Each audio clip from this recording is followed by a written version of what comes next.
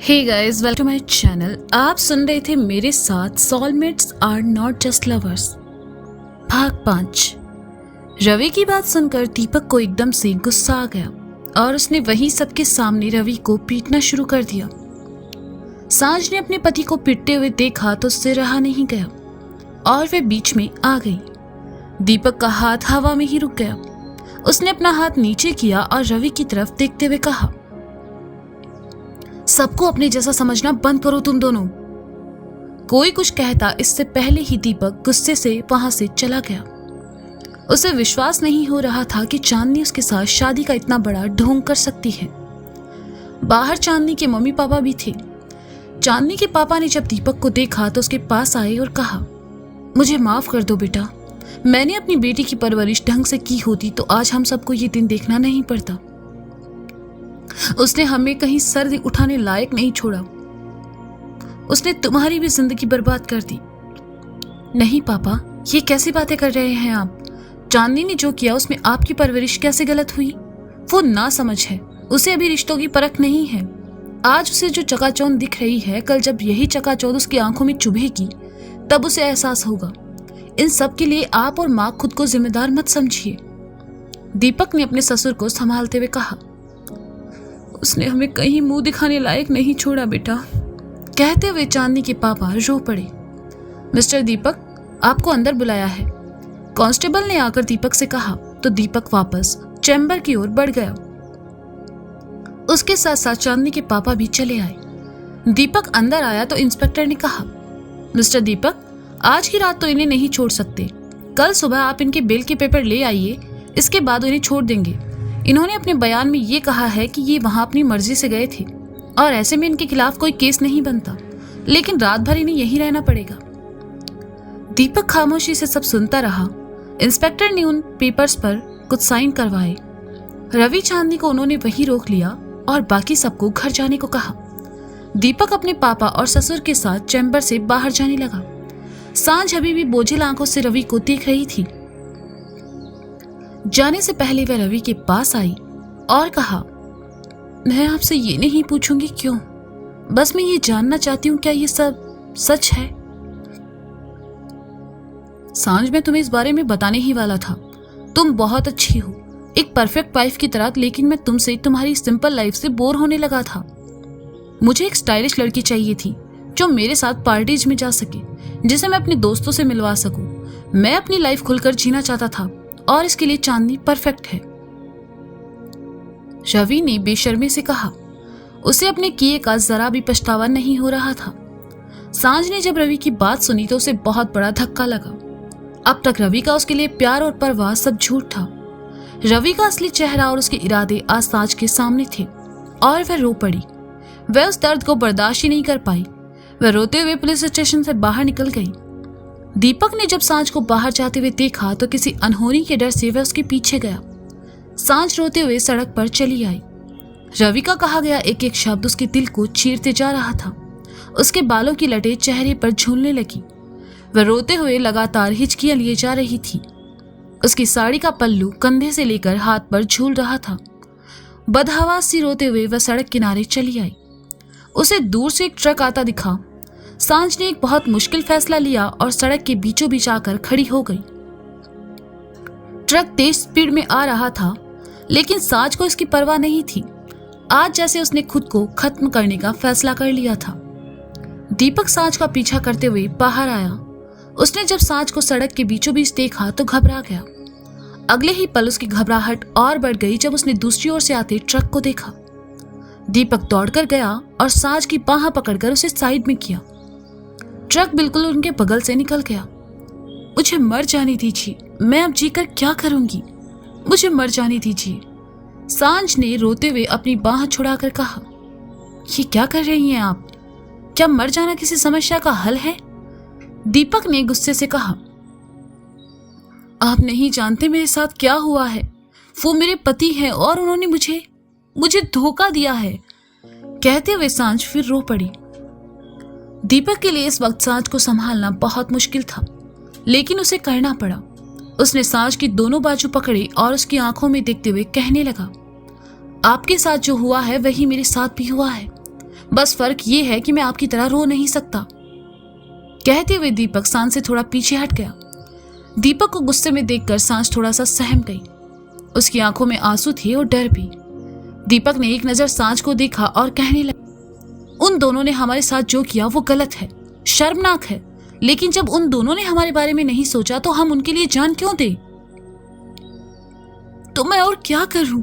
मैं अपने पति से बहुत प्यार करती हूँ। मैंने कभी उनके अलावा किसी और के बारे में सोचा भी नहीं। मैंने हमेशा उनकी खुशी में अपनी खुशी देखी और उन्होंने मेरे साथ धोखा किया, वो तुम्हारी पत्नी के साथ। कहते कहते सांझ रुक गई और सिसकने लगी। दीपक को यह देखकर अच्छा नहीं लग रहा था। दो लोगों के स्वार्थ की वजह से दो लोगों को कितनी तकलीफ हो रही थी, ये वह महसूस कर सकता था।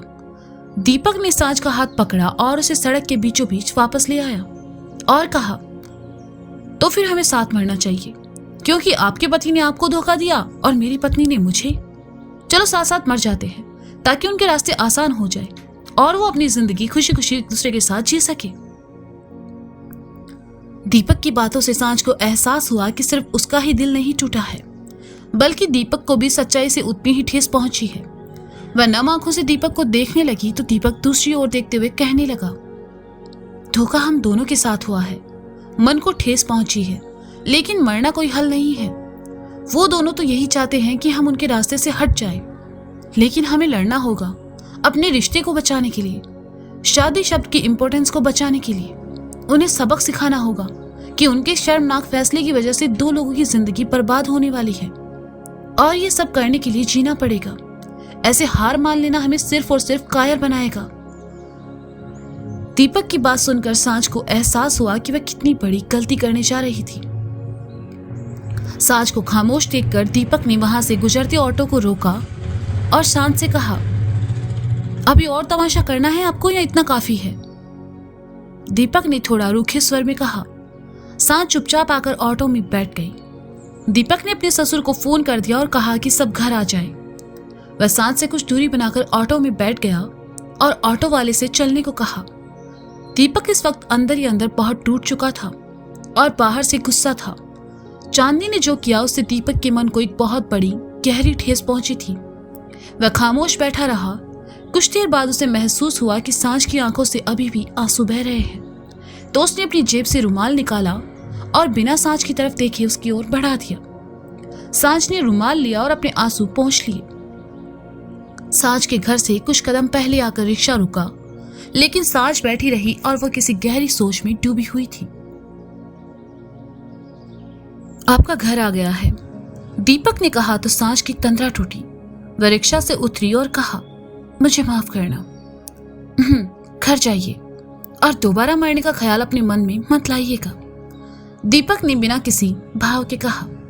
सांझ वहां से अपने घर चली गई। जब तक वह अंदर नहीं गई, दीपक ऑटो वाले के साथ वहीं रुका रहा और फिर वहां से चला गया। सांझ जैसे ही घर आई, घर में अपने और रवि के घर वालों को देखा तो हैरान हो गई। साथ ही उसकी आंखों से आंसू निकले। इन्हें यहां मैंने बुलाया है, सांझ की बहन ने कहा तो सांझ अपनी मां के गले लगकर रो पड़ी। उसने अपने और रवि के घर वालों को जब सब बातें बताई तो माहौल गर्मा गया। रवि की मां इन सब के लिए सांझ को ही गलत ठहराने लगी और ताने मारने लगी। रवि के पापा और सांझ के पिताजी भी आपस में उलझ गए। मुश्किल से उन्हें अलग किया गया। सांझ ये सब देखकर अपने कमरे में चली गई और बिस्तर पर गिरकर रोने लगी। उसकी हंसती खेलती जिंदगी में एक ऐसा तूफान आ चुका था जिसने सब तबाह कर दिया। रवि के पापा अपनी पत्नी के साथ उसी वक्त वहां से निकल गए। दीपक भी एक हारे हुए सिपाही की तरह अपने घर चला आया। उसके पापा और चांदनी के मम्मी पापा भी घर आ चुके थे। दीपक जैसे ही घर में आया, उसकी माँ उसके पास आई और उसकी बाह पकड़कर रोते हुए कहा, ये सब क्या हो गया बेटा? बहू ने ऐसा क्यों किया? उसने हमें कहीं मुंह दिखाने लायक नहीं छोड़ा। क्या कमी रह गई थी जो उसने ऐसा कदम उठाया? छोटी, माँ को अंदर लेकर जा। मम्मी जी, आप भी अंदर जाकर आराम कीजिए, दीपक ने कहा और खुद आकर अपनी और चांदनी के पापा के सामने बैठ गया।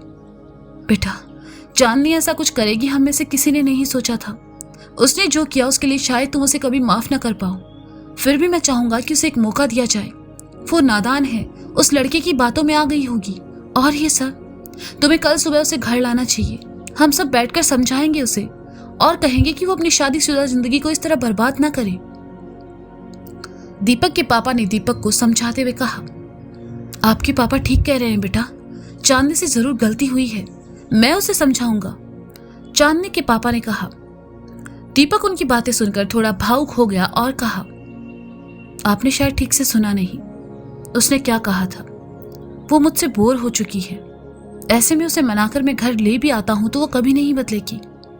वो अपनी जिंदगी अपने हिसाब से जीना चाहती है, उसे जीने दीजिए। जिस ख्वाबगाह के सपने वो देख रही है, उस ख्वाबगाह की हकीकत जब उसके सामने आएगी तब शायद उसे एहसास हो कि उसने कितना गलत फैसला लिया है। लेकिन तब तक बहुत देर हो जाएगी बेटा, तुम सब खो दोगे। चांदनी के पापा ने कहा। मैं बचा भी क्या लूंगा पापा, दीपक ने कहा और उठकर वहां से चला गया। दीपक अपने कमरे में चला आया। उस रात किसी ने खाना नहीं खाया, सब सो चुके थे, बस दीपक जाग रहा था। अपने बिस्तर पर बैठा वह खाली आंखों से साइड टेबल पर रखी अपनी शादी की फोटो को देख रहा था। उस तस्वीर को देखते हुए दीपक को पुलिस स्टेशन वाली बात याद आने लगी। लेकिन अजीब ये था कि उसे सिर्फ सांझ का रोना, सांझ का रवि के बचाव में आगे आना, मरने के लिए उसका सड़क किनारे आना और दीपक का उसे समझाना, सब दीपक की आंखों के सामने किसी फिल्म की तरह चल रहा था। ये सब ख्याल उसके दिमाग में क्यों आ रहे थे वह नहीं जान पाया। दीपक उठा और कमरे की खिड़की खोलकर वहां खड़े होकर बाहर देखने लगा। कुछ देर बाद उसने मन ही मन कहा, रवि के मुंह से निकले शब्द कितने खतरनाक थे, शायद ये बात वो जान पाता। तो दोस्तों ये था soulmates are not just lovers भाग 5। इसका अगला भाग आप जल्द ही सुनेंगे मेरे साथ। अब तक के लिए शुक्रिया, बाय बाय, अपना ख्याल रखिए और हाँ, सुनते रहें